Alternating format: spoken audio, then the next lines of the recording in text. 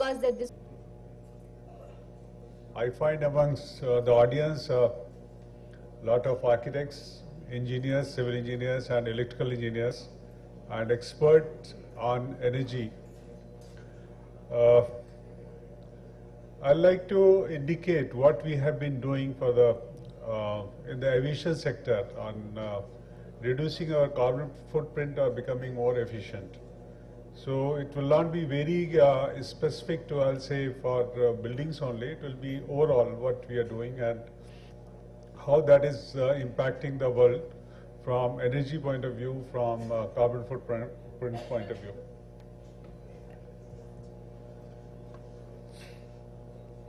As you know, aviation is, we are one of the, I'll say as a transport service, we are one of the big polluters.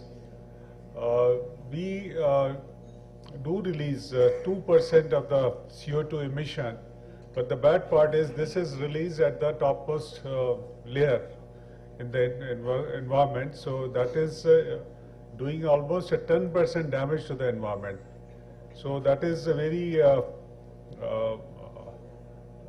very much detrimental for overall health in the environment. And we have been aiming to reduce this carbon emission on the planet.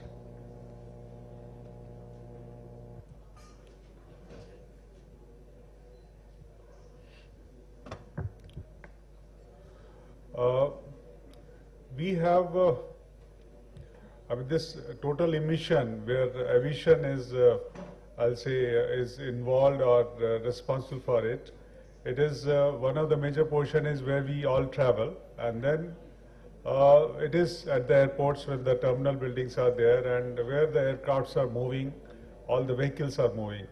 So we are trying to control all these type of emissions and all energy footprint at all these points. So collectively, so that overall footprint of energy, carbon footprint is reduced and energy consumption is controlled.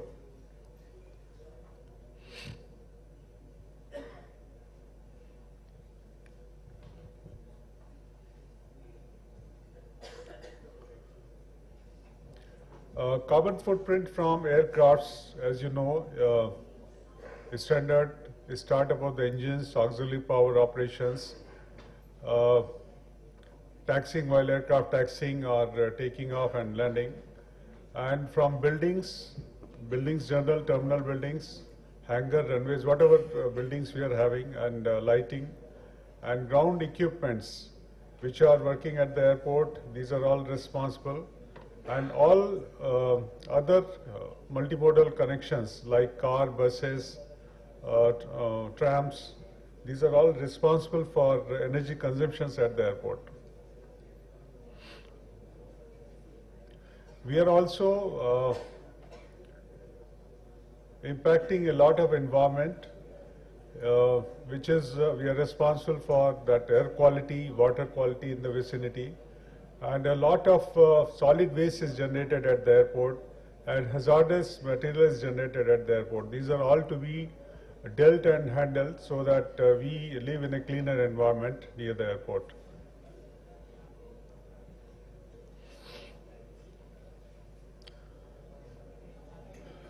In order to reduce the carbon footprint while the aircraft is on move at the airport, we have better taxiway planning and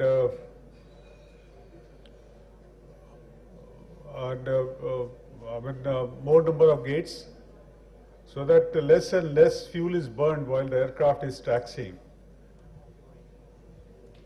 And we also plan all the other connections like hangars where the aircraft is parked in the night, and multimodal transport also is responsible. Suppose you park somewhere at a long distance and then other transport is taken, so that also results into a lot of energy waste. So that is how we plan in such a way that it is a minimum travel time is involved, so least energy waste occurs at the airport.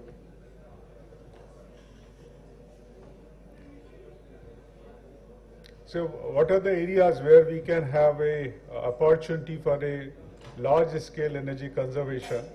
That is, we have a very large roof area at the airports. So as it was shown that it can be used, I mean, we can have a solar voltaic cell at all these roof, have energy saving there. We can have a natural air at the natural light at the airport, avoid a artificial lighting. We use a large scale glasses. So glass surfaces are, to give a good ambience, we use a lot of glass. So type of the glass, double layer glass or highly efficient glasses are to be used. And the water generated, whatever water we are using, we are again treating it and reusing it. So like this, we are trying to control a lot of, conserve the water, conserve the energy.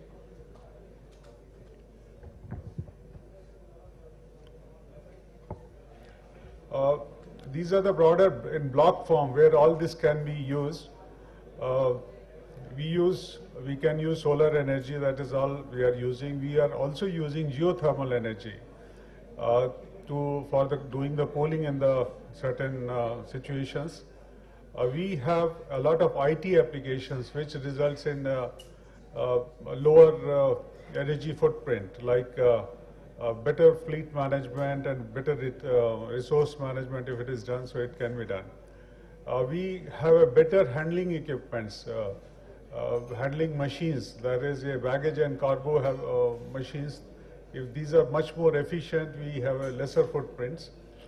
Another great thing that we have a better air navigational facilities at the airport. These are the technologies which general public, which is not very much conversant, they'll be happy to know these technologies do result a lot of energy reduction while the aircraft is in flight. Building, of course, you are familiar with how the building footprint can be controlled, energy footprint can be controlled by controlling HVAC, lighting, better energy management, building management systems. All these are being used at the airport to have a lower energy footprint. We have gone, in Airport Authority, we have also gone for various stages of going for having a green building, green terminal building. One of the stages at the design stage itself, we go through the screening process so that various elements are controlled so that it becomes an energy efficient building. And we have been trying to go for GRIHA rating for these airports. And various airports have been selected, and we have a body, international body, which is Airport Council International. They also do the carbon accreditation program. So this is selected airports are chosen, and these are analyzed. First, the problem areas are analyzed, and then we control their energy footprint. And then there is an accreditation program for that. So level 1, level 2, level 3 type, these programs are there. Through that, we control a lot of energy footprint for the airports.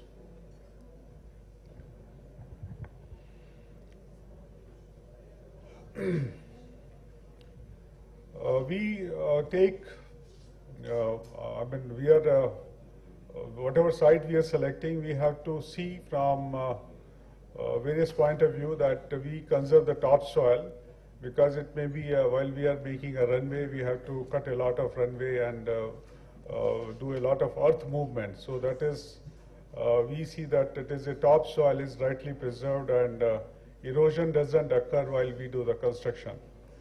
We also address the noise and water waste issues for the airport. And we are also, once we plan an airport, at any greenfield airport, this is also a big issue, that trees all around the area are the problem for us. So we have to cut the trees which are not wanted, and again plant the trees where these can be allowed. So a lot of area planning has to be done to control the environment all around at the airport.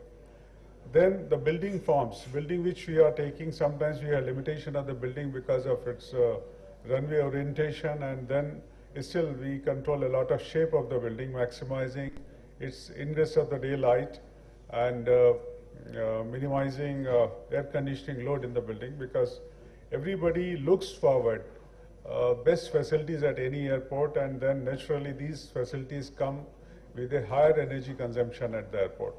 So we have to do a right balance so that energy is least used at those airports. Of late, airport authorities have started using solar energy at various airports. We are going for a new type of contracts where we enter into a contract with a particular agency for